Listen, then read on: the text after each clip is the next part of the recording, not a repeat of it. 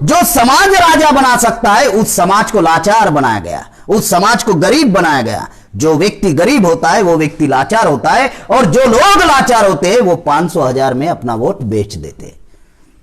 बाबा साहब ने कमांडिंग में लाने की कोशिश की, ब्राह्मणों ने हमको डिमांडिंग में ला लिया, मांगने का ही काम करते रहते। जो बातें आपको बताई जा रही बहुत गंभीर बातें। ये वोट का अधिकार राजा बनने का अधिकार है, लेकिन तथाकथित आजादी को आज 72 ईयर्स हो रहे, 72 साल के बाद भी हमारे समाज की गरीबी खत्म नहीं की, लेकिन 500,000 का नोट सेकंड में बंद कर दिया। क्या टेक्नोलॉजी है? सेकंड में बंद कर दिया। टीवी पर आया, अनाउंसमेंट कर दिया, आज रात 8 बजे ये 2 नोट बंद हो जाएंगे। अरे भाई, गरीबी हमारी चल रही है। 55 साल कांग्रेस ने राज किया है, 19 साल बीजेपी ने राज किया। चाहे तो गरीबी आप 5 साल में खत्म कर सकते थे, नहीं कर रहे। ये बंगाल का 1 साल का बजट है 2 लाख करोड़। कितना? 2 लाख करोड़। मालूम है कहां खर्चा करने पड़ते हैं? 1 लाख करोड़ चलो कर्मचारी की सैलरी, 1 लाख करोड़ चपरासी से लेकर कलेक्टर की सैलरी, 1 लाख करोड़ जनता के विकास एवं कल्याण के लिए होते। करते हैं क्या? लोगों को तो मालूम नहीं होता कि साला बजट क्या है बंगाल का। 2 लाख करोड़। जो बातें बताई जा रही बहुत महत्वपूर्ण इंपॉर्टेंट बात। तो 55 साल जो है वो कांग्रेस ने राज किया, 19 साल बीजेपी ने राज किया, लेकिन हमारी गरीबी खत्म नहीं हुई, हमारी समस्याएं बढ़ती गई। जो समस्याएं अंग्रेज काल में नहीं थी वो समस्या आजाद भारत में निर्माण हुई। अंग्रेज काल में सिर्फ 11 करोड़ लोग गरीबी में थे। इस तथाकथित आजादी में 83 करोड़ लोग गरीबी में चले गए, जो सरपंच का फॉर्म नहीं भर सकते, उसकी अनामत रकम जमा नहीं कर सकते। सरपंच कहते हैं इधर या प्रधान कहते हैं? प्रधान। महाराष्ट्र में सरपंच कहते, उधर उत्तर भारत में प्रधान कहते, तो इधर भी प्रधान, इसलिए कंफर्म करने के लिए कहा। प्रधान का जो चुनाव होता है ना, तो 83 करोड़ लोग प्रधान का चुनाव नहीं लड़ सकते, फॉर्म नहीं भर सकते, उसकी अनामत रकम नहीं भर सकते। अंग्रेजों का राज था, भारत गुलाम था। गुलाम भारत में एक भी किसान ने आत्महत्या नहीं की। आज आजाद भारत में लाखों किसानों ने आत्महत्या की, और आज भी सिंधु बॉर्डर पर किसान आंदोलन चला रहे हैं। जो एमएसपी भारत सरकार ने बंद की, उसके विरोध में आंदोलन कर रहे, और कईयों किसान मर गए। बारिश गिर रही है वहां पे, किसान लगे हैं, और उनको क्या कह रहे? इनके पीछे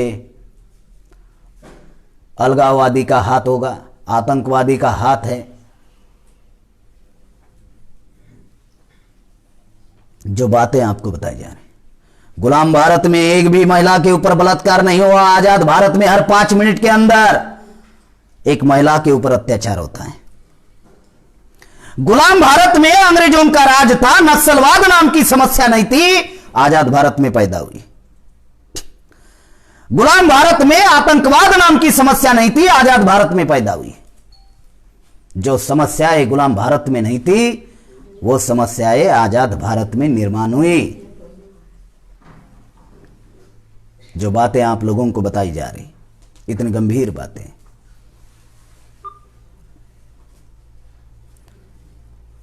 तो साथियों, ये व्यवस्था परिवर्तन जो उद्देश्य संगठन ने रखा है कि हमें व्यवस्था परिवर्तन करना होगा, इस उद्देश्य को लेकर पूरे देश भर में हम लोग चल रहे हैं। हम लोग मट्ठी का बांध बांधना नहीं चाहते, हम लोग गटर को बदलना चाहते हैं। और गटर बदलने के लिए थोड़ा समय भी लग सकता है, उतना पेशेंस रखना होगा। हमारे लोग आधे हल्दी में पीले होते या नहीं? अभी हल्दी भी लगाने की जरूरत नहीं, दूर से ही हल्दी दिखा दो, उधर से ही पीला होना शुरू हो जाएगा। पेशेंस रखना होगा। हमारे महापुरुषों से ज्यादा विद्वान नहीं है हम लोग। बाबा साहब अम्बेडकर सार्वजनिक जीवन में 1916 में आए और हमको अधिकार मिले 26 जनवरी 1950 में। कितने साल होते हैं? उतने विद्वान है क्या हम लोग? अगर बाबा साहब सरी का विद्वान व्यक्ति, अगर इतने साल उनको लग सकते हैं हमको अधिकार देने के लिए, तो हमें कितना लगेगा? थोड़ा ज्यादा ही लगेगा।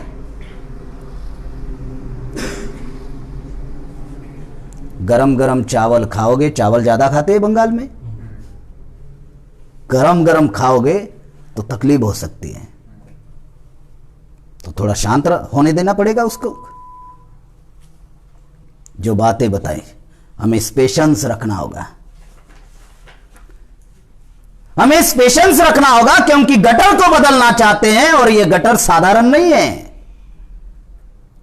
मजबूत है। भले ही संख्या में वो अल्पसंख्यक लोग हैं, लेकिन पत्थर सरी का मजबूत बने हुए हैं। हमें बेवकूफ बनाकर, गुलाम बनाकर, पत्थर को अगर सिर मारोगे तो नुकसान किसका होगा? नहीं मालूम। बाहर कोई पत्थर होगा, जाकर मारकर देखो, किसका होगा नुकसान? सिर का होगा ना। तो जब सिर का नुकसान होगा इतना समझ में आ रहा है, तो पत्थर से क्यों टकराना है? अगर टकराना है तो फिर पत्थर सरी की ताकत मजबूत करनी होगी, तब ना टकराव होगा। इस व्यवस्था से अगर एक आदमी लड़ेगा, मर जाएगा, मिट जाएगा। एक जाति लड़ेगी तो मर जाएगी, मिट जाएगी। भारत में कोई भी जाति, हमारे बहुजन समाज की कोई भी जाति 1% नहीं है। कुछ जातियां आपको इस एरिया में दिखेगी, कुछ जातियां आपको नॉर्थ बंगाल में दिखेगी ही नहीं, साउथ बंगाल में दिखेगी नहीं। 15 किलोमीटर में शब्द बदल जाते हैं, 50 किलोमीटर में खान पान रहन सहन बदल जाता है, 100 किलोमीटर में बोली भाषा बदल जाती है। ये परिस्थितियां हैं। तो गटर को अगर बदलना है तो गटर को समझना बहुत जरूरी है कि आखिरकार गटर क्या है। तो भारत में जो व्यवस्था है वो 2 प्रकार की है। एक है समाज व्यवस्था, दूसरी है शासन और राज्य व्यवस्था। समाज व्यवस्था मतलब जिसमें हम जीते हैं। समाज व्यवस्था में वर्ण व्यवस्था, जाति व्यवस्था, स्त्री दास्ता, छूत, आदिवासियों का अलगीकरण, यह समाज व्यवस्था है। वर्ण व्यवस्था जिसमें हमको शूद्र अतिशूद्र बनाया, इकट्ठा नहीं हो पा रहे हम लोग। दूसरी जाति व्यवस्था, दुनिया में कहीं पर भी जाति नहीं, भारत में जाति है। ब्राह्मण ने कहा जाति भगवान ने बनाई। अच्छा, तो भगवान को अमेरिका इंग्लैंड में पैदा होने के लिए कोई तकलीफ हुई थी क्या? है उधर जाति नहीं, इधर जाति है। दुनिया में भगवान तो एक ही होते हैं, सबका मालिक तो एक ही है। तो क्यों भगवान को यह जानकारी नहीं थी कि भारत के बाहर भी कोई देश है? मैं गारंटी के साथ कहता हूं, जो आर्टिफिशियल ब्राह्मणों के भगवान है ना, आर्टिफिशियल, उनको जानकारी ही नहीं थी। क्यों? इसका जवाब ही उन्होंने भगवत गीता में लिख कर दिया, यदा यदा हि धर्मस्य ग्लानिर्भवति भारत, यानी भारत पर संकट आएगा तो ही मैं आऊंगा। क्यों? अमेरिका पर आएगा तो नहीं आएगा? हाँ? क्यों इंग्लैंड पर संकट आएगा तो नहीं आएगा? तो मैं जब अध्ययन करते गया तब पता चला, अरे इसको जानकारी होगी तब ना आएगा कि बाकी के भी कोई देश है दुनिया में, इसको तो भारत के ही बारे में मालूम है। और कहा भगवान ने भगवत गीता लिखी। काय के लेके भाई, भगवान तो दुनिया में एक होते, सबका मालिक एक है। आप ही पंडित पढ़ाते हो ना, सबका मालिक एक है। तो अमेरिका में जाति नहीं है, तो ये झूठ ब्राह्मण का पकड़ा गया। तो ब्राह्मण ने कहा हाँ, कर्म से जाति बनी। हाँ? भगवान गायब हुआ, कर्म से जाति बनी। अच्छा, तो कैसे बनी बताइए? कर्म का मतलब जो हम काम करते हैं उसे कहते हैं कर्म। अच्छा, तो क्या कर्म होते हैं भारत में? तो जो चमड़े का काम करते हैं उसको चमार कहा गया, जो कपड़े धोने का काम करते हैं उसको धोबी कहा गया, जो कपड़े सिलाने का काम करते हैं उसको दर्जी कहा गया, जो मटके बनाने का काम करता है उसको कुम्हार कहा गया या प्रजापति कहा गया। चलो इसका भी विश्लेषण करते हैं। अमेरिका में भी चमड़े का काम करने वाले लोग हैं, चमड़ा बेचने वाले लोग हैं, कंपनियां हैं, चप्पल पहनने वाले लोग हैं, जूते पहनने वाले लोग हैं। चमार नाम की जाति नहीं है। अमेरिका में भी कपड़े धोने वाले लोग हैं, लेकिन धोबी नाम की जाति नहीं है। अमेरिका में भी कपड़े सिलाने वाले लोग हैं और पहनने वाले लोग हैं, थोड़े कम पहनते होंगे लेकिन पहनते तो है। दर्जी नाम की जाति नहीं। अमेरिका में भी मटके बनाने वाले लोग हैं, मटके का पानी पीने वाले लोग हैं, लेकिन कुंभार या प्रजापति नाम की जाति नहीं है। अमेरिका में भी नहीं है कुंभार या प्रजापति नाम की जाति। अगर कर्म से जाति बनी, अगर यह बात सच है कि कर्म से अगर जाति बनी तो कर्म भारत में होते हैं, दुनिया में भी कर्म होते हैं, लेकिन कर्म के आधार पर दुनिया में जाति नहीं है, भारत में जाति बनाई है। तो यह भी फेल हो गया ब्राह्मणों का। जो जाति जानवरों में है वो जाति इंसान में निर्माण कर दी। अगर भगवान ने जाति नहीं बनाई, कर्म से जाति नहीं बनी, इसका मतलब जाति बनाई इंसान ने। अब वो कौन इंसान है जिसने जाति बनाई? इतना विद्वान व्यक्ति कौन है भाई जितने ये जातियां बनाई? भारत में दो ही जाति है, आदमी और स्त्री, पुरुष और स्त्री, नर और मादी, बस खेल खत्म। जो जाति जानवरों में है वो इंसानों में निर्माण की। जानवरों में क्या जाति है? घोड़े के घर में घोड़ा पैदा होता है, बराबर कह रहा हूं? हाँ।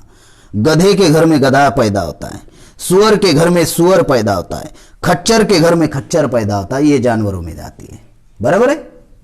अब ये वर्ण व्यवस्था बनाई थी ब्राह्मणों ने, ब्राह्मण क्षत्रिय वैश्य शूद्र। ब्राह्मण के घर में भी इंसान पैदा होता है, क्षत्रियों के घर में भी इंसान पैदा होता है, वैश्यों के घर में भी इंसान पैदा होता है, शूद्र के घर में भी इंसान पैदा होता है, अति शूद्र के घर में भी इंसान ही पैदा होता है। इधर जाति है? नहीं है। इधर घोड़े के घर में घोड़ा, गधे के घर में गधा, सुअर के घर में सुअर, खच्चर के घर में खच्चर। जानवर के आकार प्रकार आवाज से आप पहचान लेते हो ये जानवर किस जाति का है, पहचानते हो या नहीं? इंसान के आकार प्रकार आवाज से आप पहचान लेंगे ये किस जाति का है। कोई है विद्वान इधर बैठा हुआ है? पहचान लेंगे? नहीं। इतना ही नहीं, जानवर के टट्टी से समझ में आता है कि ये किस जानवर की है। अब इसका उलट कर दो, इंसान के टट्टी से कोई बताएगा ये नमोशूद्राय की है, पेंड्रो की है, बावरी की है, बागदी की है, हाँ, राजवंशी की है, संताल की है, मुंडाओं की है, सरदार की है? कोई बताएगा? जो जाति जानवरों में है वो जाति इंसानों में निर्माण कर दी, और ये करने वाला दूसरा कोई नहीं था, तो ये करने वाला ब्राह्मण था। पुष्यमित्र शुंग नाम के ब्राह्मण ने भारत में जाति लाई। कब लाई? जब मौर्य साम्राज्य का 10वां सम्राट बृहद्रथ की जब हत्या पुष्यमित्र शुंग ने की, उसके बाद में भारत में जाति लाई। जाति क्यों लाई? क्योंकि हम लोग इकट्ठा ना हो सके, इसीलिए जाति बनाई गई। हम जातियों में बटे हुए लोग नहीं हैं, हम जातियों में बांटे हुए लोग हैं। ये समाज व्यवस्था। हमारा आदमी अधिकारी बन जाता है तो उसको लगता है कहां जाति है, सारा खत्म हो गया, सारा बाबा साहब ने खत्म कर दिया। अच्छा, तुम्हारे लिए कुछ नहीं रखा, सब खत्म कर दिया। वो बोलता है मैं अधिकारी हूं, मैं बेल दबाता हूं, तो ब्राह्मण भी दौड़ कर आता है। कहां रह गया छुआछूत, कहां रह गई कास्टिज्म? उस गधे को मालूम नहीं होता है कि वो 10 से 5 बजे तक अधिकारी है, और जैसे ही समाज में आता है चमार बन जाता है, नमोशूद्राय बन जाता है, राजवंशी बन जाता है, पेंड्रो बन जाता है, बावरी बन जाता है, बागदी बन जाता है, संताल बन जाता है। उसको मालूम ही नहीं होता। अधिकारी ऑफिस में है, ऑफिस से घर आया मतलब समाज व्यवस्था में आया, और जैसे ही समाज व्यवस्था में आता है तो भारत में समाज है ही नहीं, भारत में तो जाति है। समाज शास्त्र भारत में पढ़ाया जाता है, लेकिन समाज भारत में नहीं है, जाति है। वास्तविकता जाति शास्त्र पढ़ाना चाहिए, लेकिन भारत में पढ़ाया जाता है समाज शास्त्र। तीसरा, दुनिया में जानवर छूने लायक था, लेकिन भारत में इंसान अछूत। यह व्यवस्था भारत में थी। चौथा, प्राचीन काल में महिला प्रधान थी, देश चलाती थी, मातृसत्ताक पद्धति थी। आज भारत में महिलाएं दोहरी गुलाम है, एक पुरुष की और दूसरा इस व्यवस्था की। छोटी होती है तो बाप के नियंत्रण में रहना पड़ता है, थोड़ी बड़ी हो जाती है तो भाई के नियंत्रण में रहना पड़ता है, शादी हो जाती है तो पति के नियंत्रण में रहना पड़ता है, और बूढ़ा जब हो जाते हैं तो बच्चों के नियंत्रण में रहना पड़ता है। महिला जो है वो दोहरी गुलाम है। वो भी इंसान है, हम भी इंसान हैं, उनको भी जीने का अधिकार है, हमको भी जीने का अधिकार है। 50% आबादी अगर पुरुषों की है तो 50% आबादी महिलाओं की भी है। उनके साथ इक्वेलिटी का व्यवहार होना चाहिए, नहीं होता है। और आप लोग ध्यान रखो, 50% महिलाओं को अगर आप तैयार नहीं करोगे तो आप आजादी का आंदोलन चला ही नहीं सकते। मैं जहां जहां जाता हूं तो कार्यकर्ता बताते हैं महिला ये आती ही नहीं। कैसे आएगी? खुद की महिला को घर में छुपा कर रखोगे और दूसरे के महिला के पास जाकर कहोगे ये पर्चा लीजिए, कार्यक्रम में आएगी, तो वो क्या कहेगी? अपने महिला को नहीं ला रहा है और मेरे पास पर्चा देने आया है। समझ में आ रहा है मामला? समझ में आ रहा है? Charity beginning at home. अच्छे कार्य की शुरुआत सबसे पहले अपने घर से करो। अपनी महिला को पहले तैयार करो। अगर उसको तैयार करोगे तो वो आजू बाजू की 2 महिलाएं तैयार करेगी। खुद की महिला को हम तैयार नहीं करेंगे और दूसरों के महिला को पत्रक देंगे तो ये तो गलत बात है। ये कोई सैद्धांतिक बात तो है ही नहीं। साथियों, समाज व्यवस्था में एक समूह को हजारों साल पहले जंगल की ओर खदेड़ दिया, जो शिक्षा, ज्ञान, विज्ञान, कंप्यूटर ज्ञान, ट्रांसपोर्टिंग सिस्टम, दूरसंचार साधनों से हजारों साल से दूर रहा। जिनके ज्ञान का विकास नहीं हुआ वो आदिवासी समाज है, जिनका अभी तक सिविलाइजेशन नहीं हुआ, जिनके साथ अछूत का व्यवहार हुआ वो कम से कम गांव के बाहर तो भी थे, शहर से लगे हुए तो भी थे, लेकिन एक समूह हजारों साल से जंगल की ओर खदेड़ दिया। यह है समाज व्यवस्था, और यह समाज व्यवस्था बनाई ब्राह्मणों ने। इसके ऊपर नियंत्रण ब्राह्मणों का। गटर समझा रहा हूं। दूसरी है शासन और राज्य व्यवस्था, देश चलाने की यंत्रणा। 4 पिलर है। जैसे घर बांधने के लिए पिलर खड़े करने पड़ते हैं ना, कॉलम, अगर वो मजबूत नहीं रहे तो आपका घर मजबूत नहीं होगा। उसी प्रकार से ये देश 4 पिलर पर खड़ा है। 150 करोड़ जनता का भविष्य 4 पिलर निर्धारित करते हैं। पहला है पार्लियामेंट, विधेय पालिका, जहां पर आप विधायक और सांसद चुनवा कर भेजते हो। वो विधेय पालिका ब्राह्मणों के नियंत्रण में। 55 साल कांग्रेस ने राज किया, 19 साल बीजेपी ने राज किया। कांग्रेस बनाई किसने? 28 दिसंबर 1885 में कांग्रेस बनी। चैटर्जी, बैनर्जी ये बंगाल के ब्राह्मण, आगरकर, गोखले, तिलक महाराष्ट्र के ब्राह्मण, कांग्रेस बनी। उस कांग्रेस में डॉक्टर केशव बड़ीराम हेडगेवार काम करता था, जो महाराष्ट्र का ब्राह्मण था और विदर्भ का जनरल सेक्रेटरी था। वो 1935 तक कांग्रेस का विदर्भ का जनरल सेक्रेटरी था। उसने 1925 में आरएसएस बनाई। जब आरएसएस बनाई तब 10 साल और कांग्रेस का जनरल सेक्रेटरी था। इसका मतलब कांग्रेस ने ही रिलीज किया हेडगेवार को और आरएसएस बनाने के लिए बोला। उस आरएसएस में श्यामा प्रसाद मुखर्जी आपके बंगाल के ही थे। उन्होंने 1951 में जनसंघ बनाया। श्यामा प्रसाद मुखर्जी भी ब्राह्मण। और 1980 में उस जनसंघ का नाम अटल बिहारी वाजपेयी और अडवाणी ने भारतीय जनता पार्टी रखा, जिनको बीजेपी कहते हैं। अब रिश्तेदारी देखो इनकी। ये कांग्रेस है, इन्होंने आरएसएस बनाई और आरएसएस ने बीजेपी बनाई। अब रिश्तेदारी में क्या हुआ? कांग्रेस दादी हुई, आरएसएस लड़का हुआ और ये बीजेपी पोता। दादा जाता है, पोता आता है, या दादी जाती होंगी, पोती आती होंगी। और दादा आना चाहिए या पोता आना चाहिए, यह निर्धारित बाप कर रहा है, आरएसएस। लेकिन कोशिश यही रहती है उनकी कि ब्राह्मण ही आना चाहिए। चाहे वो कांग्रेस का हो या चाहे वो बीजेपी का। संख्या कितनी है? 3.5%। देश पर राज कर रहे हैं। 3.5% ब्राह्मण। ब्राह्मण के नाम पर अगर चुनाव लड़ता है ना किसी गांव में, तो ग्राम पंचायत का सदस्य नहीं बन सकता। वो देश का प्रधानमंत्री चुन रहा है। कैसे चुन रहा है? तो उनके दो षड्यंत्र है। एक है विभाजन, जिसकी वजह से हम इकट्ठा नहीं होते, और दूसरा है अज्ञानता। उनका षड्यंत्र समझ में नहीं आता। अज्ञानता इतनी फैली हुई है। विभाजन जो आपको बताया, वर्ण व्यवस्था, शूद्र, अतिशूद्र, जाति व्यवस्था, ये विभाजन है जिससे इकट्ठा नहीं होते। अगर नमो शूद्राय की मीटिंग लगाई जाए तो राजवंशी नहीं आता, राजवंशी की मीटिंग लगाई जाए तो बावरी नहीं आता, बावरी की लगाओ बागदी नहीं आता। ये परिस्थितियां निर्माण की कि ये इकट्ठा नहीं होना चाहिए, इकट्ठा नहीं होना चाहिए। आपको क्या चाहिए? आपके जाति को क्या चाहिए? बताइए क्या चाहिए, वो ले लो। इकट्ठा आने का अभियान मत चला, जो चाहिए वो ले लो।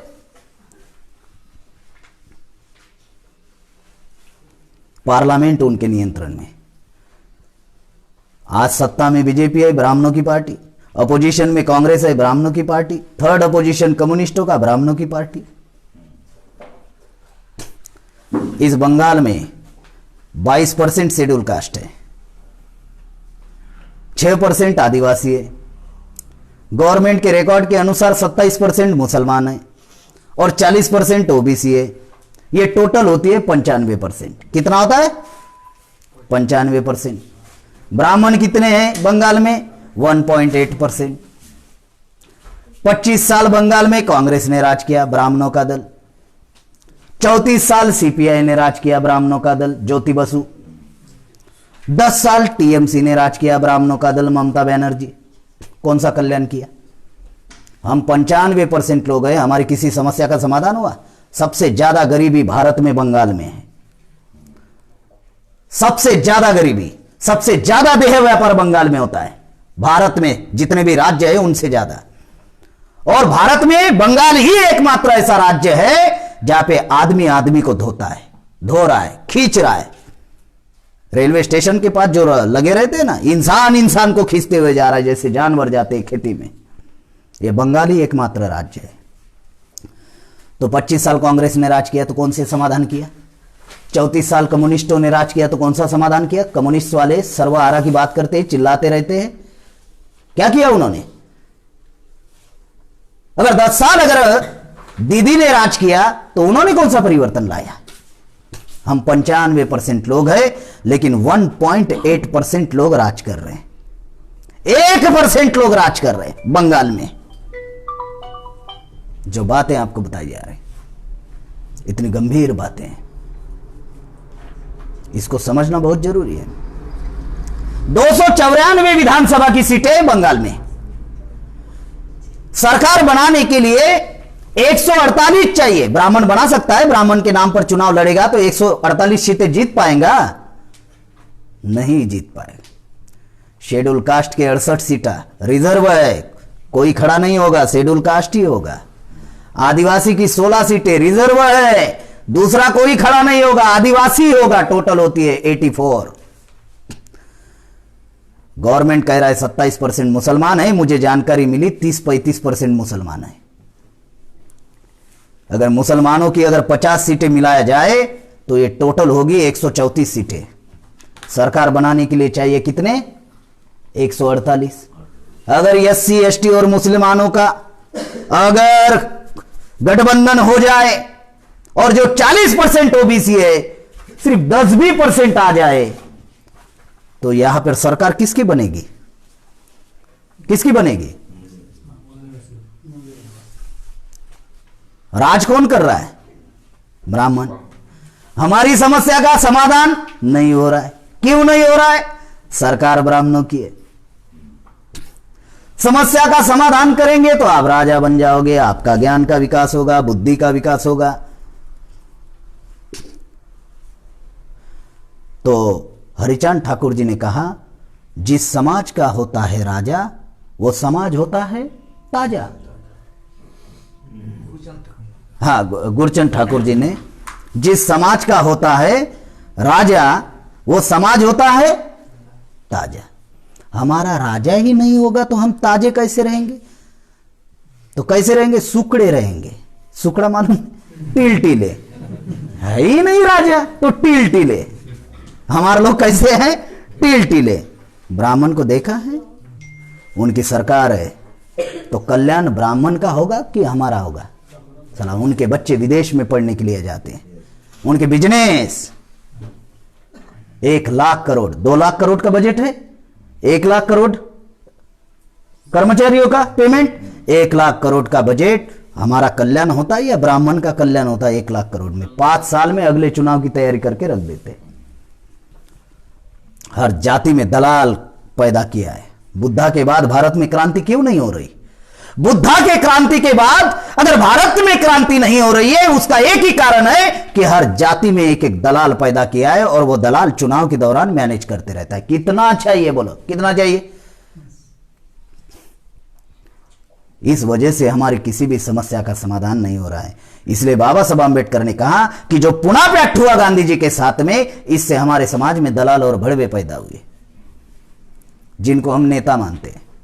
ये नेता नहीं है। अगर ये परिस्थिति बंगाल में है, अगर ये परिस्थिति है कि हम 95% लोग हैं, अगर गठबंधन कर दिया जाए और विकल्प खड़ा कर दिया जाए तो, अगर विकल्प खड़ा कर दिया जाए तो भविष्य हमारा रहेगा। हम निर्णय लेंगे राज किसका होगा।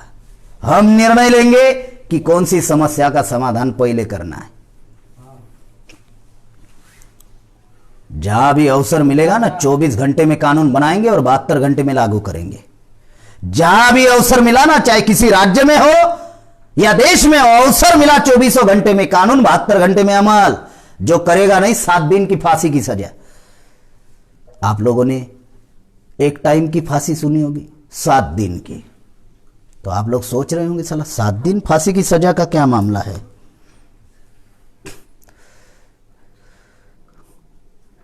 जो अच्छे चीज का विरोध करेगा और जो गलत काम करेगा उसको 7 दिन लटका कर रखेंगे और बोर्ड लगाएंगे बड़ा, इसने ये काम किया इसलिए इसको 7 दिन की सजा मिली। तो लोग जाएंगे पढ़ेंगे, अरे इस वजह से मिली क्या? तो दोबारा कोई हिम्मत, 7 दिन लटका रहेगा। कुछ भी कर सकते हो। अत्याचार कैसे खत्म नहीं होगा? कुछ भी कर सकते हो। विधेय पालिका उनके नियंत्रण में। 3.5% ब्राह्मणों की 5 राष्ट्रीय लेवल की पार्टियां हैं, Congress, BJP, CPI, CPM, Trinamool Congress. 85% Bahujan Samaj. कुछ नहीं है। जिनको आप नेता मानते हो क्षेत्रीय नेता बन गए। जिनको आप नेता मानते हो क्षेत्रीय नेता बन गए। मायावती यूपी तक सीमित, मुलायम सिंह यूपी तक सीमित, हमारे SC ST OBC के नेता। नीतीश कुमार बिहार तक सीमित, लालू प्रसाद यादव जी बिहार तक सीमित, जीताराम मांझी जी बिहार तक सीमित। कल तक रामविलास पासवान जी थे, अब है नहीं। तो चिराग पासवान उनका लड़का बिहार तक सीमित। ये झारखंड लगा हुआ है, शिबू सोरेन झारखंड तक सीमित, अर्जुन मुंडा झारखंड तक सीमित। ओडिशा लगा हुआ है, कायस्थ है नवीन नाथ पटनायक, ओडिशा तक सीमित। हमारे नेता क्षेत्रीय नेता। गुजरात जाओ छोटू भाई वसावा गुजरात तक सीमित, महाराष्ट्र जाओ शरद पवार महाराष्ट्र तक सीमित, रामदास अठवले, प्रकाश आंबेडकर महाराष्ट्र तक सीमित। हमारे नेता क्षेत्रीय नेता। समस्या देशव्यापी, नेता राज्यव्यापी। समस्या गटर में है, समाधान राज्य में चल रहा है। गटर कहां पे? दिल्ली में है। आगे जाकर हमारे नेता जाति के नेता बन गए। हमारे जो नेता है वो जाति के नेता बन गए। मायावती जी चमारों की नेता, मुलायम सिंह यादवों का नेता, नीतीश कुमार कुर्मी का नेता, शरद यादव यादवों का नेता, रामविलास पासवान जी जो थे, चिराग पासवान पासवानों का नेता, जीताराम मांझी मुसर का नेता, शिबू सोरेन संताल का नेता, अर्जुन मुंडा मुंडाओं का नेता, सरदार का नेता, छोटूभाई वसावा भील का नेता, शरद पवार मराठों का नेता, रामदास अठवले प्रकाश आंबेडकर महारों का नेता, हमारे नेता जाति के नेता, हमारे नेता क्षेत्रीय नेता, हमारे नेता जाति के नेता, लेकिन सोनिया गांधी देश का नेता। समझ में आ रहा है? अडवाणी देश का नेता, अमित शाह देश का नेता, दीदी देश का नेता और हमारे जाति के नेता। कैसे समस्या का समाधान होगा? समस्या तो देशव्यापी है ना, किसी राज्य की समस्या नहीं है, किसी जिला की समस्या नहीं है, किसी जाति की समस्या नहीं है, सभी की समस्या है, हमारे सभी मूल निवासी जातियों की समस्या है। विधेयपालिका उनके नियंत्रण में, एक जाति के नियंत्रण में। विधेयपालिका में विधेयक पारित होते समाज के कल्याण के, वो आते हैं कार्यपालिका में, जिनको एग्जीक्यूटिव कमेटी कहते हैं, जहां पे आईएएस अधिकारी होता है, कलेक्टर जिला का होता है, जिला परिषद का सीओ होता है, जो प्लानिंग बनाते हैं। आज 72% आईएएस अधिकारी ब्राह्मण तथा तत्सम उच्च जाति के, और ब्राह्मणों ने कोई आंदोलन भी नहीं चलाया रिजर्वेशन के लिए, तो 10% रिजर्वेशन ब्राह्मणों को दे दिया।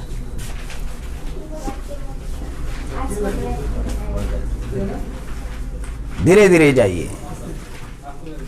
10% जो रिजर्वेशन है वो ब्राह्मणों को दे दिया। अब 72% पहले से ही है, 3.5% लोग हैं और 72% आईएएस अधिकारी पहले है। अब 10% दे दिया, 82%। हर साल देश को चलाने के लिए हर साल 4,500 आईएएस अधिकारी लगते हैं, हर साल। SC ST 22.5% है, 4,500 में 22% निकाल लो, 1,024 होते हैं, हमारे 600 के आसपास है। OBC 52% है, 4,500 में 52% निकाल लो, 2,342 होते हैं, 150 के आसपास है।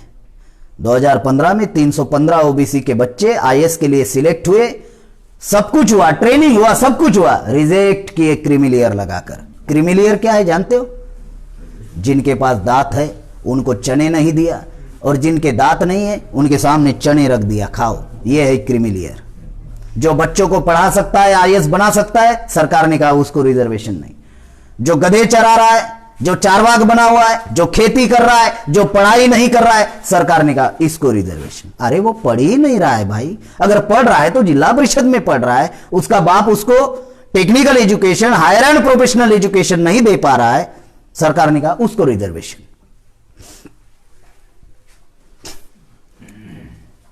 कार्यपालिका उनके नियंत्रण में, एक जाति के नियंत्रण में। न्यायपालिका, सुप्रीम कोर्ट के 98% जज ब्राह्मण, 36 में से 33 जज ब्राह्मण सुप्रीम कोर्ट के।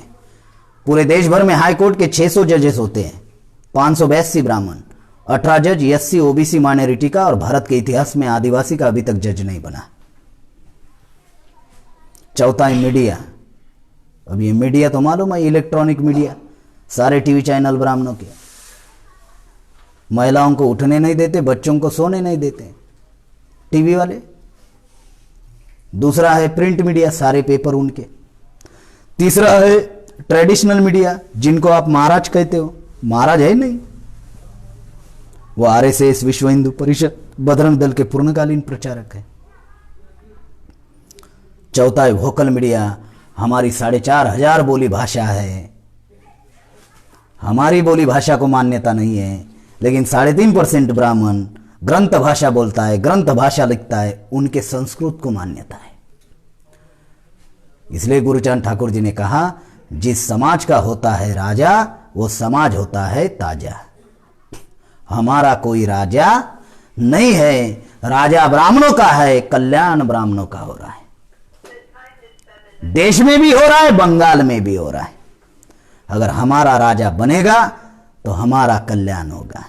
ये दो जो गटर, ये जो गटर आपको बताया, जिसको हम बदलना चाहते हैं, तो ये गटर है, एक शासन और राज्य व्यवस्था, और एक है समाज व्यवस्था। पहले शासन और राज्य व्यवस्था में बदल होगा तो ही समाज व्यवस्था में बदल होगा, ऐसा नहीं होगा। इसलिए क्या करना होगा? मैंने 2 पर्याय बताए, बैलेट बुलेट। एक तीसरा पर्याय है जन आंदोलन। जो नेल्सन मंडेला ने जन आंदोलन किया, 27 साल जेल में रहा। ब्लैक एंड व्हाइट का आंदोलन चल रहा था उधर, 27 साल जेल में रहा, आंदोलन किया। जन आंदोलन एकमात्र पर्याय है। जन आंदोलन से क्या होगा जानते हो? जन आंदोलन से सामाजिक क्रांति होगी। सामाजिक क्रांति हुई तो राजकीय क्रांति होगी। राजकीय क्रांति से राजकीय क्रांति से आर्थिक क्रांति होगी, सांस्कृतिक क्रांति होगी, धार्मिक क्रांति होगी। क्योंकि पहले सम्राट अशोक नहीं आएंगे, पहले तथागत बुद्ध ही आएंगे, उसके बाद में सम्राट अशोक आएंगे। हमारे लोग उल्टा सोचते हैं, नहीं नहीं पहले सम्राट अशोक, अच्छा पहले बुद्धा ही आएगा। इस देश में वामन मेश्राम साहब सामाजिक क्रांति का आंदोलन चला रहे हैं। ये जो गटर जो है एक जाति के नियंत्रण में चला गया, इस वजह से हमारी हजारों समस्या निर्माण हुई। इस गटर को हम लोग बदलना चाहते हैं, इस व्यवस्था को हम लोग बदलना चाहते हैं। इसलिए बामसेप पूरे देश भर में काम कर रहा है। ये एक कारण कि बामसेप क्यों बनाई गई। अब दूसरा कारण कर्मचारियों के लिए है, लेकिन कर्मचारियों के लिए काम नहीं करता। आपको लगा होगा मैं भूल गया, 15 साल से यही काम कर रहा हूं, मैं कोई चीज भूलता नहीं। कर्मचारियों का संगठन है, लेकिन कर्मचारियों के लिए काम नहीं करता। क्यों नहीं करता? कर्मचारी विद्वान है, मेरिट में आया, तो उसके नाम पर कोई अधिकार लिखा हुआ है क्या संविधान में? बोलते हैं ना, मैं रात दिन अभ्यास किया, मैंने मेहनत की, तब जाकर मेरिट में आया। तो उसके नाम पर कोई अधिकार लिखा हुआ है? अधिकार किसके नाम पर है? सोसाइटी के नाम पर है। Scheduled caste, scheduled tribe, OBC, इनके नाम पर अधिकार है। Article 340 OBC, article 341 schedule caste, article 342 schedule tribe, और इनसे जिन्होंने धर्म परिवर्तन किया उनके लिए आर्टिकल 25 से लेकर 29 तक सिक्योरिटी प्रोटेक्शन का अधिकार दिया, राइट्स दिए। तो ये अधिकार समाज के नाम पर है। रिजर्वेशन इन एजुकेशन सोसाइटी के नाम पर, मेरे नाम पर नहीं है। मैं बुद्धिमान हूं इसलिए मेरे नाम पर संविधान में कोई लिखा हुआ नहीं है। रिजर्वेशन इन एजुकेशन सोसाइटी के नाम पर आर्टिकल 21 335। रिजर्वेशन इन सर्विसेज सोसाइटी के नाम पर 15(4) 16(4). रिजर्वेशन इन प्रमोशन सोसाइटी के नाम पर। रिजर्वेशन इन पॉलिटिक्स आर्टिकल 330 332 समाज के नाम पर। इसलिए 68 सीटा रिजर्व है ना, ये व्यक्ति के नाम पर है क्या? अब शिक्षा का अधिकार मिला समाज के नाम पर, नौकरी का अधिकार मिला समाज के नाम पर, प्रमोशन मिला समाज के नाम पर, राजनीतिक दल में गया समाज के नाम पर। ये गया इस वजह से पैसा आया समाज के नाम पर, लगाया परिवार के लिए, इज इक्वल टू सत्यानाश। आया मामला समझ में? अधिकार मिले समाज के नाम पर, जो हमें अधिकार नहीं था। 26 जनवरी 1950 के पहले नेता नहीं था, कर्मचारी नहीं था, छात्र नहीं था। जो नेता निर्माण हुआ वो नेता पार्टी और हाईकमांड का गुलाम है। जिनको आप अपना नेता मानते हैं, जिनकी कहानी मैंने बताई, गुलाम है। जो खुद गुलाम है उनसे अपेक्षा रखते हो। साला उनको तो 10 जूते मारना चाहिए, 1 गिनना चाहिए, और 10 मारो 2 गिनो, और 10 मारो 3 गिनो। मैं आपके बंगाल का नहीं हूं, मेरे अंदर किसी भी प्रकार का कोई डर नहीं है। क्यों? क्योंकि हमारी जो मौत है ना पहले से ही मशान घाट में छोड़कर आई है। क्या करेगा ज्यादा से ज्यादा? अभी इतने प्रेम कुमार गेड़म तैयार हो गए, कितनों को मारोगे भाई? है कितनों को मारोगे? बहुत तैयार हो गए, अब मरने का कोई डर नहीं। जिनकी वजह से सत्यानाश हो रहा है उनसे हम लोगों को खबरदारी रखना बहुत जरूरी है। जानते हो हमें क्यों कुछ नहीं करते? जानते हो 24 घंटे मुझे और मेश्राम साहब को गुजरात में जेल में डाला था। आपको जानकारी है? कितने लोगों को ये बताओ तो? जानकारी है? परिवर्तन यात्रा के दौरान मुझे और मेश्राम साहब को जेल में डाला था। 24 घंटे के अंदर छोड़ना पड़ा। प्रधानमंत्री गुजरात का, गृह मंत्री गुजरात का, राष्ट्रीय अध्यक्ष गुजरात का, 24 घंटे के अंदर। क्यों जानते हो? क्योंकि ऐरा गैरा नत्थु खैरा का संगठन थोड़ी ना है, ये लाचार लोगों का संगठन थोड़ी ना है। वामसेप ये देशव्यापी संगठन है। 31 राज्य में, 550 जिला में, 5000 तहसील में, 22,000 ब्लॉक में, 2.5 लाख गांव में गाजर मूली की तरह काट डालेंगे। उनके अंदर वो डर है कि ये मूल निवासी लोग हैं। उनको मालूम है 1 जनवरी 1818 में 500 लोगों ने 28,000 ब्राह्मणों को गाजर मूली की तरह काट डाला,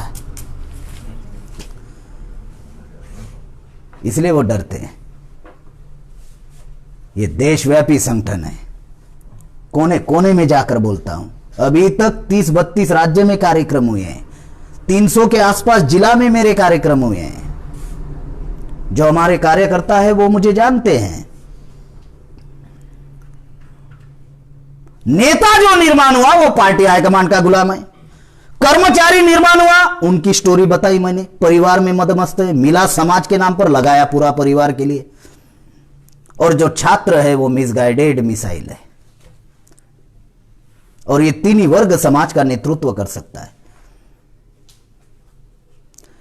ये समाज के नाम पर अधिकार मिला तो समाज को पेबैक होना चाहिए या नहीं?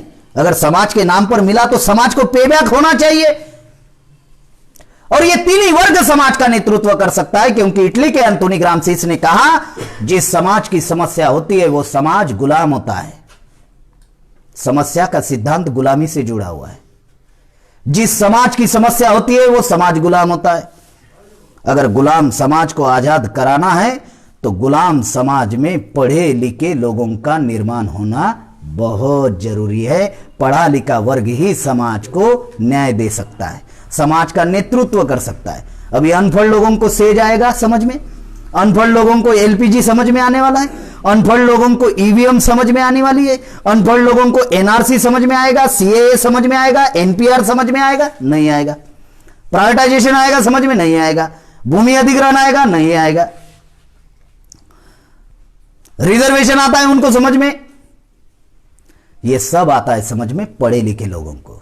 और पढ़ा लिखा वर्ग ही समाज का नेतृत्व कर सकता है। और ये तीन वर्ग की यह समस्या है। तो जिनको समाज के नाम पर मिला तो उनको समाज को पेबैक करना होगा। समाज के नाम पर मिला, कास्ट सर्टिफिकेट क्यों जोड़ा भाई? वैलिडिटी क्यों जोड़ी? समाज के डॉक्यूमेंट्स क्यों जोड़े नौकरी के वक्त? आने वाले दिनों में पूछा जाएगा कर्मचारी को, जो बोलेगा ना मैं कुछ नहीं दूंगा, अच्छा कुछ नहीं देगा, कुछ नहीं देगा तो सर्टिफिकेट क्यों जोड़ा? अगर इतना विद्वान था अपने बलबूते पर तो समाज के सर्टिफिकेट नहीं जोड़ना था। अगर आप विद्वान हैं, आपके दादा परदादा नालायक थे कि जो चपरासी नहीं बन पाए और आप खुद डॉक्टर बन गए? क्योंकि दादा को अवसर नहीं था, अपॉर्चुनिटी नहीं थी। ये अपॉर्चुनिटी, ये अवसर हमको मिला, इसलिए मैं पीजी का स्टूडेंट हूं। मैं 1 मिनट के लिए सोचता हूं, मेरा दादा अगर पीजी का स्टूडेंट होता तो मैं यहां पर होता, भाषण दे रहा होता, किसी भी शायद कोई डायग्नोसिस इंस्टीट्यूट में। लेकिन हमारे दादा परदादा को यह अपॉर्चुनिटी नहीं मिली, क्योंकि यह अपॉर्चुनिटी ब्राह्मणों ने खत्म की थी। हमारे लोगों को कोई अधिकार नहीं था, क्योंकि मनुस्मृति में लिखा हुआ था शूद्र अति शूद्र को पढ़ने का अधिकार नहीं होगा।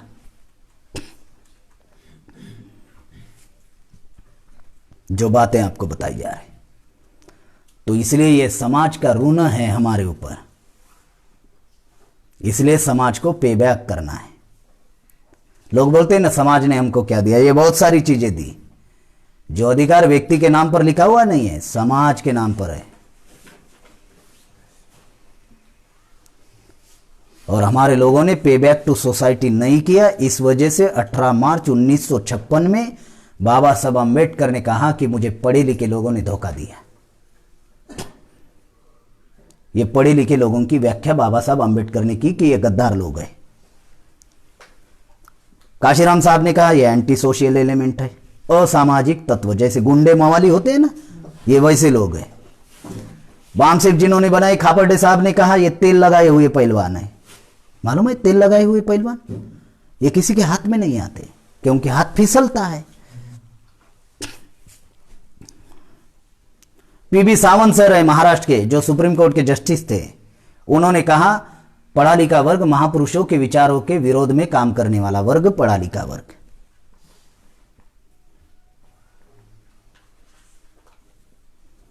मेश्राम साहब जिनका 42 इयर्स का अनुभव है, उनके अनुभव से उन्होंने कहा पढ़ा लिखा वर्ग सवाल पूछने वाला वर्ग, सवाल ही पूछेगा, उसका जवाब तर्क के आधार पर दिया, समझ में भी आया, फिर भी काम नहीं करेगा पढ़ा लिखा वर्ग। वो खुद को इतना ज्ञानी समझता है, इतना ज्ञानी समझता है कि उसको लगता है मैं ही ज्ञानी हूं। फिर अगर आप ज्ञानी हो तो पीएचडी करने के लिए एजुकेशन कौन सा चाहिए? कौन सा चाहिए? पीजी का एजुकेशन चाहिए ना अगर पीएचडी करना है तो अभी। और कहां पे करता है पीएचडी? ज्योतिराव फुले के ऊपर। फुले साहब कितने पढ़े लिखे? 7वीं पढ़े लिखे। और पीएचडी कौन कर रहा है? पीजी का स्टूडेंट 7वीं पढ़े लिखे व्यक्ति के ऊपर पीएचडी कर रहा है। मामला समझ में आ रहा है? तो ज्ञानी फिर ज्योतिराव फुले थे या ये था? पीएचडी काय के ऊपर करते? हरिचांद जी ठाकुर के ऊपर। हरिचांद जी ठाकुर कितने पढ़े लिखे थे? कितने थे? कितने थे? एक भी नहीं थे। गुरुचांद जी ठाकुर पढ़े लिखे थे थोड़े, हरिचांद जी नहीं थे। पीएचडी किनके ऊपर करनी पड़ती है? उनके ऊपर। पीएचडी करने के लिए पीजी करना पड़ता है। पीजी के बाद पहले एमफिल था, अभी वो एमफिल बाजू में किया, अभी पीजी के बाद आप पीएचडी कर सकते हो, नया रूल बनाया। तो फिर ज्ञानी हरिचांद जी ठाकुर थे या ये पीजी का स्टूडेंट ज्ञानी है? पढ़ा लिखा वर्ग सवाल ही पूछते रहेगा, ये कैसा है, ये ऐसा है, आप ये गलत कर रहे हैं, आप वो गलत कर रहे हैं, आपको ऐसा सलाह ही देते रहेगा। क्योंकि ये जो जीभ है ना, जीभ को क्या बोलते हैं इधर? जीभ ही बोलते। तो ये जीभ जो है ना, ये चमड़े की है, थोड़ी ऊपर लगती या नीचे लगती, थोड़ा तकलीफ होता है, चमड़े की है, सलाह ही देते रहता है। ऐसा करना चाहिए, वैसा करना चाहिए, ये करना चाहिए, वो करना चाहिए। राजस्थान में एक कार्यक्रम था, आदिवासी के घर में नामकरण का कार्यक्रम था, बच्चा पैदा हुआ था, तो मेश्राम साहब को बुलाया नामकरण के कार्यक्रम में। तो मेश्राम साहब ने उस बच्चे का नाम एकलव्य रखा। एकलव्य मालूम है? और कहा कि थोड़ी बहुत तो भीड़ रहती है, खाना है भाई अगर नहीं है तो कोई आएगा नहीं। क्या कार्यक्रम किया, बच्चे का बर्थडे किया और खाना भी नहीं रखा। तो खाना है तो हमारे लोग जरूर आते। तो आए, बहुत सारे लोग थे। तो एक डॉक्टर था, तो वो मेश्राम साहब को कहने लगा, 25 साल पहले की बात है, कहने लगा कि बोले आप जो काम कर रहे हैं वो गलत काम कर रहे हैं, ऐसा नहीं होता है, वैसा नहीं होता है, ऐसा करना चाहिए, वैसा करना चाहिए। आधा घंटा भाषण दिया। मेश्राम साहब ने शांतपूर्ण तरीके से सुना और सुनने के बाद कहा, मान्यवर आपका परिचय? तो उसने नाम बताया, डॉक्टर, मैं डॉक्टर फला फला हूं, उसका नाम नहीं लेना चाहता हूं। तो बोले आप किस किस्म के डॉक्टर हो? तो उन्होंने कहा कि मैं हड्डी रोग तज्ञ हूं, हड्डी जोड़ने का काम करता हूं। तो मेश्राम साहब ने कहा, डॉक्टर साहब अगर मैं आपको हड्डी कैसे जोड़ना है अगर ये बता दूं तो आप बात मानेंगे? तो डॉक्टर ने कहा नहीं मानेंगे। तो बोले क्यों नहीं मानेंगे? तो बोले आपने कोई डिग्री नहीं ली है, आपने कोई पढ़ाई नहीं की है, हड्डी कैसी जोड़नी है? तो बोले कैसा मानूंगा मैं? तो बोले डॉक्टर साहब मैं आपको सलाह दे रहा हूं हड्डी कैसी जोड़नी है, तो आप मान नहीं रहे हो। आधे घंटे से मुझे आप सलाह दे रहे थे आंदोलन कैसे चलाना है। तो बोले कोई आंदोलन शास्त्र की किताब कहीं पर पढ़ी है क्या? किसी यूनिवर्सिटी, कॉलेज में, स्कूल में आंदोलन शास्त्र पढ़ाया जाता है भारत में? जब पढ़ाया नहीं जाता है तो आंदोलन शास्त्र का ज्ञान आपको कैसे हुआ? जब आप समाज में जाकर काम ही नहीं कर रहे हो और आप मुझे सलाह दे रहे हो, जो मैं इतने सालों से झक मार रहा हूं समाज में, और आप मुझे सलाह दे रहे हो कि आंदोलन कैसे चलाना है, तो मैं मान लूं? और मैं सिर्फ बता रहा हूं हड्डी कैसे जोड़नी है, वो आप नहीं मान रहे हो। मामला समझ में आया? पढ़ा लिखा वर्ग 10 से 5 नौकरी करेगा, घर में रहेगा, उसको बोलो कि चलो समाज का काम करेंगे, समाज के नाम पर नौकरी मिले, नहीं समय नहीं है। अच्छा कब आएगा? रिटायर्ड होने के बाद तो यूं ही आ जाऊंगा। रिटायर्ड हो गया फिर जाओ, चलो नहीं अभी घुटने दर्द दे रहे हैं। अच्छा पोता है छोटा, उसको संभालना पड़ता है। अच्छा, अगर पोता नहीं है तो फिर टॉमी जो होता है ना, उसको घुमाने के लिए। ये चरित्र है, ये कैरेक्टर है। इस वजह से क्या हुआ कि जो अधिकार हमको मिले संविधान में, वो अधिकार हम लोग बचा नहीं पाए। आज संविधान समाप्त हो चुका है, खत्म हो चुका है, एक अधिकार बचा हुआ है। ध्यान रखो, बहुत खास बात बता रहा हूं। आज संविधान समाप्त हो चुका है, एक अधिकार बचा हुआ है, और वो अधिकार है बोलने का, freedom of speech and freedom of expression. अगर ये खत्म हो जाए तो फिर वही दिन आने की संभावना है जब आगे मटका और पीछे झाड़ू था। अब नई टेक्नोलॉजी है, शायद टेक्नोलॉजी हो सकती है नई, अब क्या होगा मुझे जानकारी नहीं, लेकिन सिर्फ एक अधिकार अभी बचा हुआ है, बाकी सब खत्म हो गए। आपके संविधान को हाथ लगाए बगैर अधिकार खत्म कर दिए। रिजर्वेशन गवर्नमेंट सेक्टर में, उसी गवर्नमेंट सेक्टर का प्राइवेट में रूपांतरण कर दिया, रेलवे बेच दी। अभी 10 रुपए प्लेटफॉर्म टिकट था, अभी 50 हो गया। लॉकडाउन में 15 डिपार्टमेंट गवर्नमेंट के बेच दिए। अब ठेकेदार है, मालक है, वो निर्धारित करेगा ना कर्मचारी कौन सा रखना है नहीं रखना है, पेंशन देना है नहीं देना है, सैलरी कितनी देनी है, काम 8 घंटे का रखना है या बढ़ाना है, वो निर्धारित करेगा ना, मालक जो है वो निर्धारित करेगा। साथियों, समस्याएं बहुत उग्र रूप धारण कर रही है और समय हमारे पास बहुत कम है। 10 साल का टाइम बॉम्ब कार्यक्रम है। आज मेश्राम साहब की उम्र 64 है। अगर लीडरशिप के नेतृत्व को लेकर अगर आप लोग गंभीर नहीं है तो हम लोग आने वाली हजारों पीढ़ियां जो है ना, वो गुलामी में जाने वाली है। इसीलिए हम लोगों को 6 लाख गांव में पहुंचना होगा। अगर एक गांव में 50 लोग तैयार करते हैं तो 6 लाख गांव में 3 करोड़, 100 लोग तैयार करते हैं तो 6 लाख गांव में 6 करोड़, 150 लोग इस विचारधारा के तैयार करते हैं तो 6 लाख गांव में 9 करोड़, 200 करते हैं तो 12 करोड़, 250 करते हैं 15 करोड़। अगर 300 लोग अगर 6 लाख गांव में तैयार किए तो 18 करोड़ लोग होंगे। 11.5 करोड़ में नरेंद्र मोदी प्रधानमंत्री बना है। कितने करोड़ में? हमें कितना करना है? 18 करोड़। 150 करोड़ लोक संख्या होगी अभी 2021 में। 150 करोड़ लोगों की जरूरत नहीं है। 18 करोड़ लोग अगर इकट्ठा कर दिया जाए और एक ही दिन एक ही समय पर अगर इस देश की ट्रांसपोर्टिंग सिस्टम बंद कर दिया जाए, कुछ नहीं चलेगा।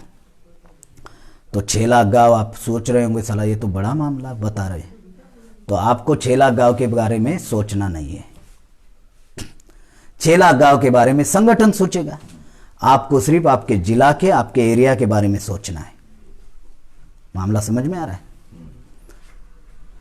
कार्ल मार्क्स की जब मृत्यु हुई तो उनके अंतिम यात्रा में सिर्फ 13 लोग थे। कितने थे? बाबा साहब की मृत्यु हुई तो कितने लोग थे? लाखों लोग थे। लाखों लोगों ने क्या किया? रोया, हमारा मसीहा चला गया। बम रोए, रोते रोते घर वापस आए। फिर क्या किया? बाबा साहब का फोटो लाया, फिर हार चढ़ाया। फिर क्या किया? त्रिशरण किया, पंचशील किया, साधु साधु साधु, खेल खत्म। कार्ल मार्क्स के अंतिम यात्रा में 13 लोग थे। उन्होंने क्या किया जानते हो? 13 लोगों ने एक भी आंसू नहीं बहाए।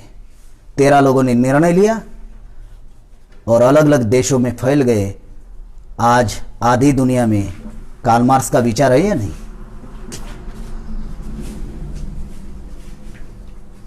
हम लोगों ने क्या किया? रोया और घर में आकर पूजा पाठ करना शुरू किया और महापुरुषों को भगवान बना दिया। अगर ये चिंगारी आप अपने जिला में फैलाना चाहते हो तो निर्णय लो और 24 घंटे में से 22 घंटे निजी जीवन के लिए लगाओ, सिर्फ 2 घंटे समाज के लिए दो। ये एक काम करो। दूसरा काम, अगर ये चिंगारी अपने जिला में फैलाना चाहते हो तो 7 दिन में से 6 दिन परिवार के लिए लगा दो। 1 दिन सिर्फ अपना गांव छोड़कर दूसरे गांव में जाकर प्रसार करो। यह आंदोलन 6 लाख गांव में पहुंच जाएगा, पता भी नहीं चलेगा। मैं 10 साल कह रहा हूं, अगर ऐसा हर व्यक्ति ने निर्णय लिया तो ये 5 साल में भी काम हो सकता है। इस देश में जन आंदोलन होना बहुत जरूरी है और आप लोग इस जन आंदोलन के शिल्पकार बनोगे। इतिहास में हम लोग ऐतिहासिक लोग बनेंगे। जो जन आंदोलन की तैयारी, आजादी आंदोलन की तैयारी वामन मेश्राम साहब के नेतृत्व में चल रही है, उस आंदोलन में आप साथ और सहयोग देंगे। इसी आशा और विश्वास के साथ आपने मेरी बात ध्यान से सुनी, इसलिए सबका आभार।